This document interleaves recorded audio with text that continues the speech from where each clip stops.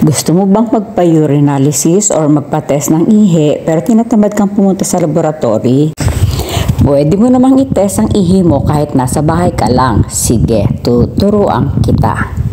Pumunta ka sa bakuran nyo at umihi ka sa isang puno. Parang aso lang.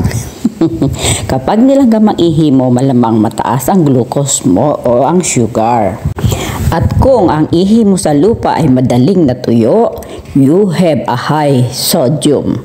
At kung amoy karne naman ang ihi mo, malamang mataas ang kolesterol mo. Kung napaihi ka naman sa pantalon nang hindi mo nabuksan ang zipper mo, oy, Alzheimer's na yan. Sinubukan mo namang umakyat ng puno pero hindi mo na magawa, malamang Parkinson's. At kapag inhian mo ang iyong mga paa, uy, prostate. At ito, sumikat siya noon. Hindi na naaamoy ang ihi. Panigurado, COVID yan. Eto pa, panigurado ako pagkatapos mong marinig lahat ng ito, susubukan mo lahat yan. O hindi ba? Sige, gawin mo na.